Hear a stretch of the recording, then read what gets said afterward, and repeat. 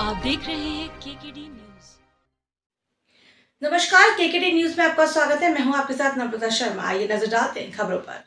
Debut film से रातों रात सुपरस्टार बने राहुल रॉय बोले दोबारा कभी नहीं बन पाएगी आशिकी। फिल्म अभिनेता राहुल रॉय वेब सीरीज में जल्द नजर आएंगे। लंबे ब्रेक के बाद पर्दे पर वापसी करने जा रहे राहुल रॉय पहुंचे भोपाल। एक्टर के लिए एक्टिंग की दुनिया में अपनी जड़ें जमाना कोई आसान काम नहीं। राहुल रॉय ने कहा आशिकी आशिकी थी और हमेशा रहेगी। आशिकी जैसी फिल्म कभी नहीं बन सकती। आशिकी जैसी पहचान और शोहरत कभी दोबारा नहीं। OTT प्लेटफॉर्म छोटे कलाकारों को सामने लाने का बहुत अच्छा जरिया है। सलमान खान को लेकर राहुल रॉय ने बताया बहुत जिंदा दिल इंसान है। के वफात के बाद जो है अब्दुल कयूम अंसारी और उसके साथ साथ में गुलाम सरवर थे और जिन्होंने पसमानदा मूवमेंट को काफ़ी चलाया। उसके बाद अली अनवर साहब और उसके अली अनवर साहब के साथ में डॉक्टर एजाज अली है।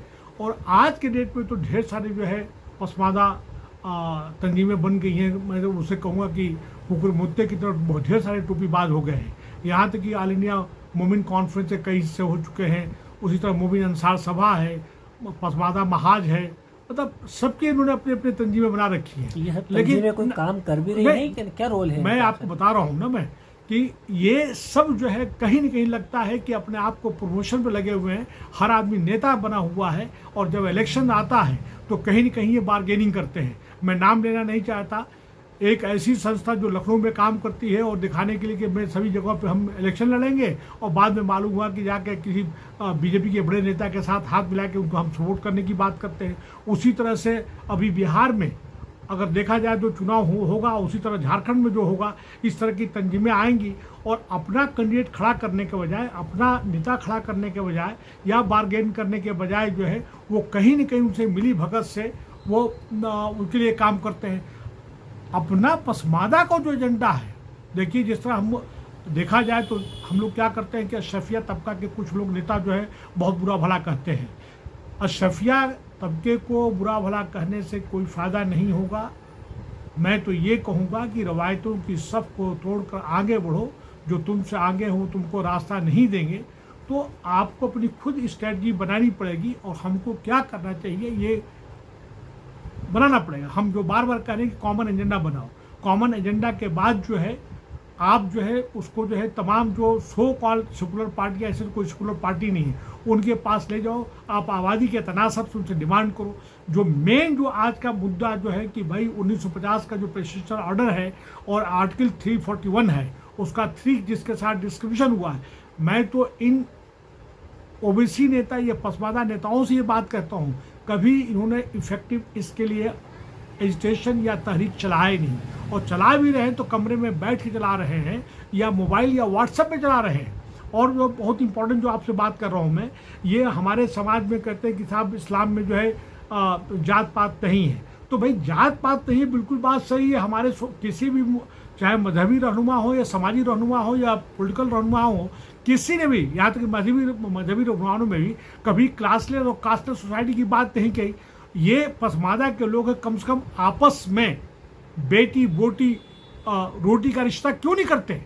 मैं आपसे सवाल कर रहा हूँ, क्या कोई अंसारी या कुरैशी या रायनी जो अपने आप को ओबीसी में ठीक ठाक है, किसी हलाल खोर से या किसी फ़कीर से या किसी गरीब तबके से या आगरा का अगर जो मुसलमान जो भंगी है या फतेहपुर सिकरी का भंगी है, कि उसके घर में अपनी बेटी को शादी करेगा?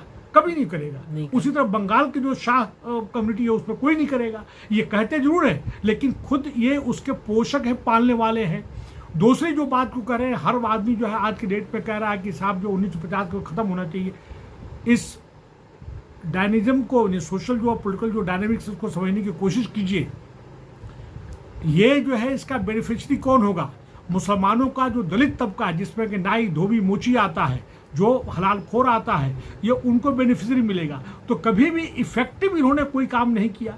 आज देखिए कि आज 21 अगस्त है, आज देखिए कि हरिजनों ने, मतलब ये दलित, सॉरी हरिजन तो नहीं बोलेंगे, माफ़ी चाहता हूँ मैं, ये तमाम जो दलित नेता है, एम्बेट्राइट्स है, उन्होंने सरकार को झुका दिया।